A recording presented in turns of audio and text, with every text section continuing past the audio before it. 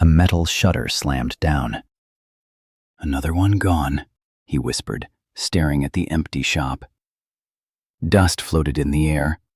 The signboard outside was already being pulled down by the landlord.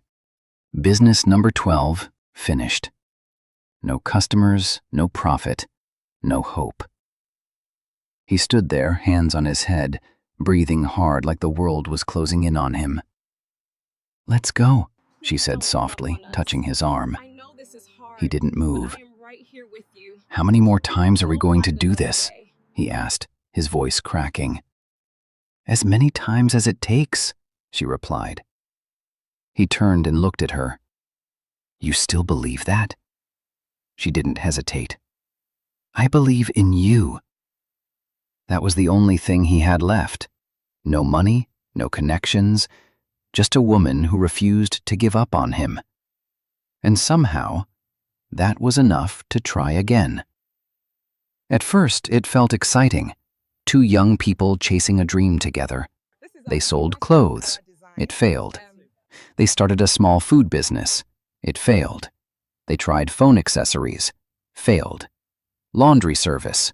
Failed. Each time, they started with hope. Each time, they ended with silence.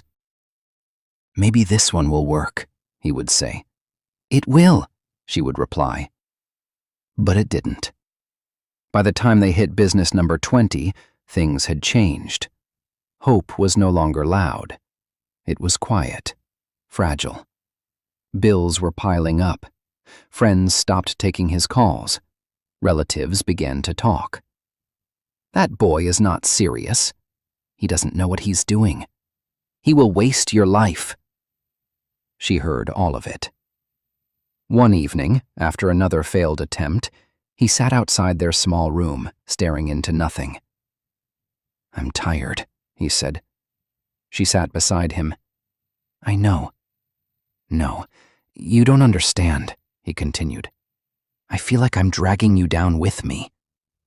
She turned to him. "Look at me." He didn't. "Look at me," she insisted. He finally did. "I chose you," she said. "Not your money, not your success. You."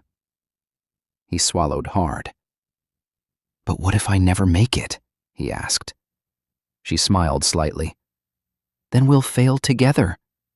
But I don't believe that will happen." There was something about the way she said it. Calm, certain. It gave him just enough strength to stand up again. Business 21 failed. Business 22 failed. 23, 24, 25. Each failure hit harder than the last. There were days they couldn't eat properly. Days they avoided people just to escape questions. "Any good news?" people would ask. He hated that question, because the answer was always the same. No. By the time they reached business number 30, something inside him was close to breaking. The shop was empty again.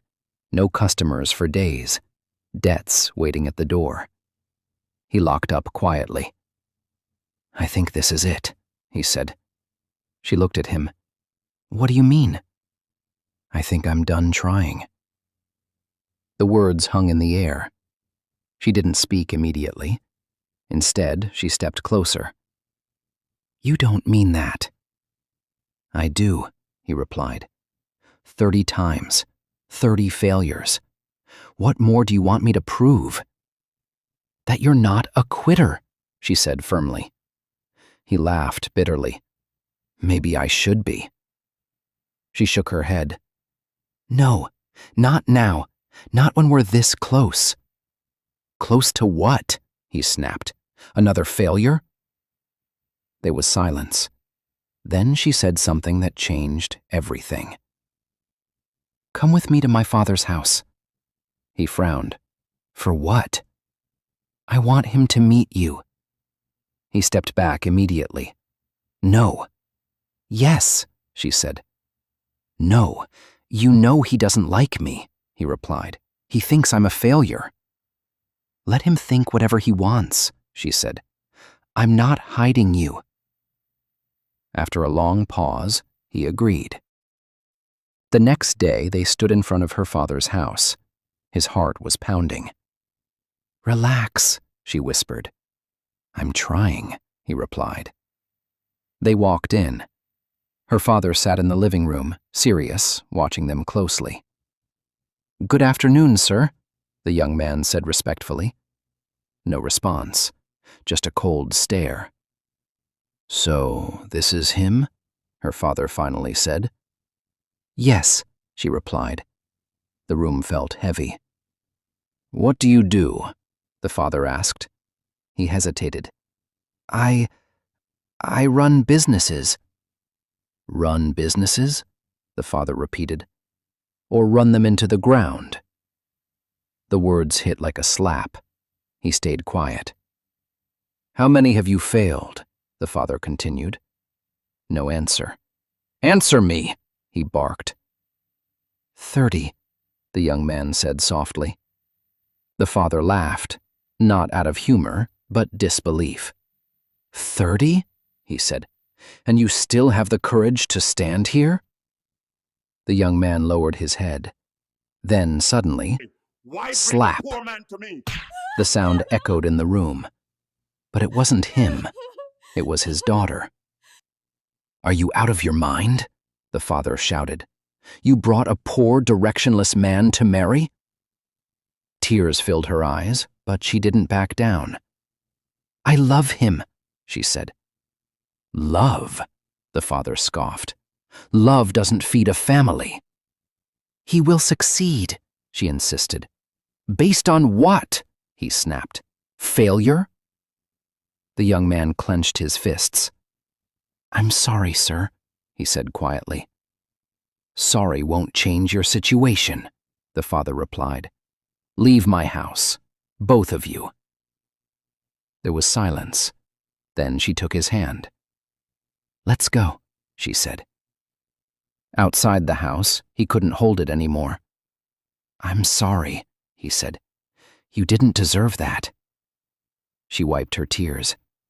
"Neither did you."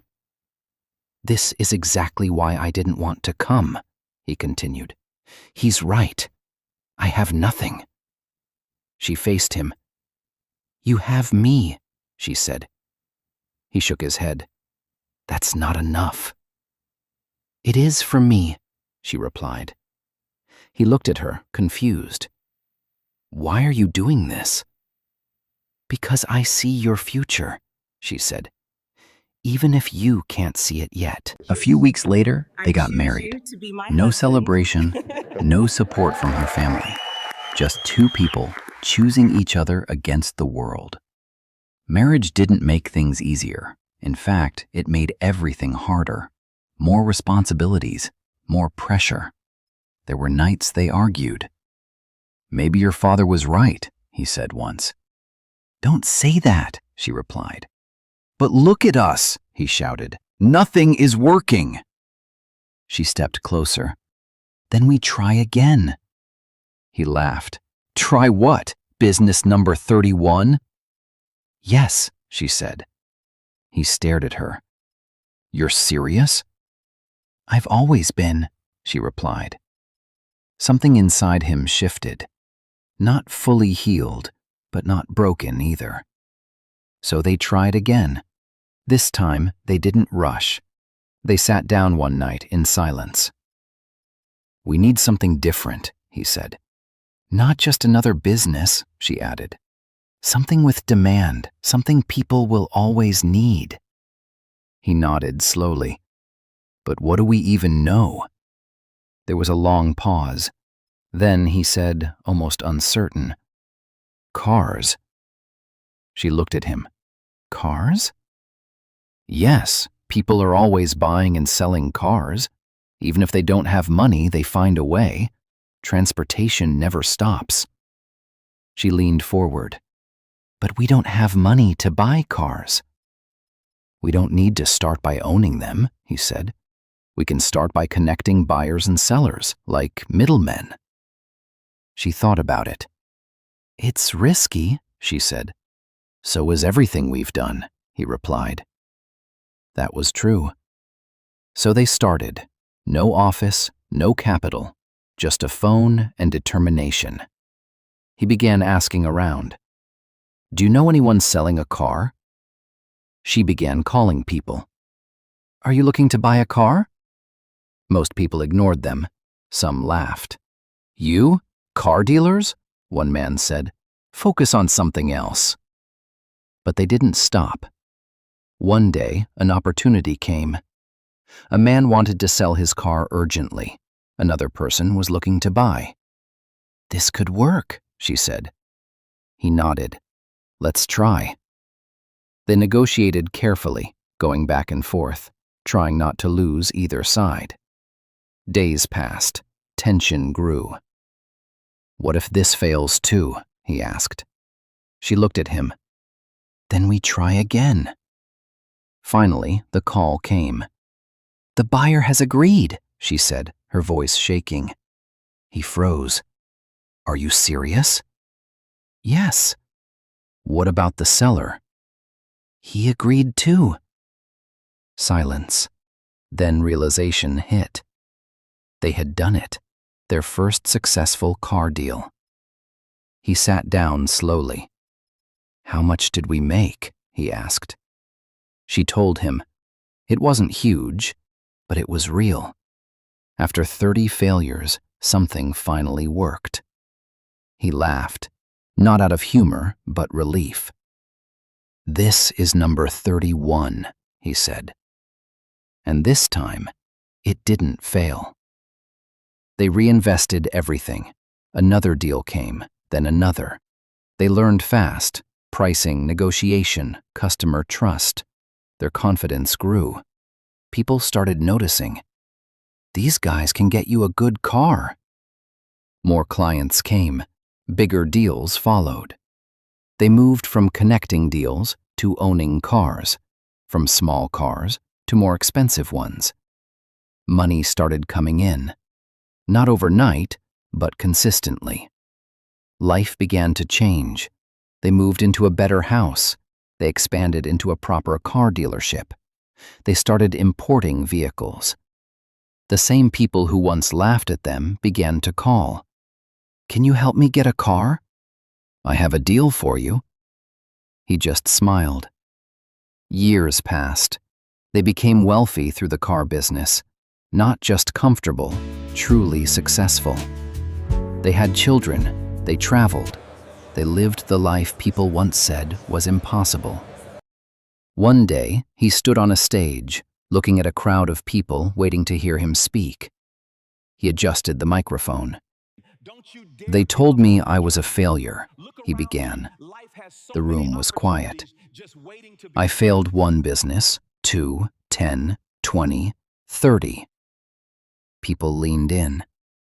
But I didn't stop, he continued, because someone believed in me when I couldn't believe in myself. He paused. And all it took was finding the right opportunity and staying long enough to win. The crowd erupted in applause. Later that night, he sat beside his wife. Do you remember that day? He asked. Which one? She smiled. When your father rejected me. She laughed softly. How could I forget? Thank you. He looked at her. For what? Thank you. For not giving up on me. For what? I never will. For not giving up on me. She squeezed his hand. I never will. He leaned back, thinking about everything they had been through. 30 failures, rejection, pain, doubt, and one decision to try again, this time in the car business. So if you're watching this right now, feeling like giving up, don't. Because your breakthrough might not be in what you've been trying. It might be in what you haven't tried yet. If this story inspired you, make sure you like this video, subscribe to the channel, and drop a comment below. How many times would you try before giving up? Because sometimes success is waiting in the next attempt you almost didn't make.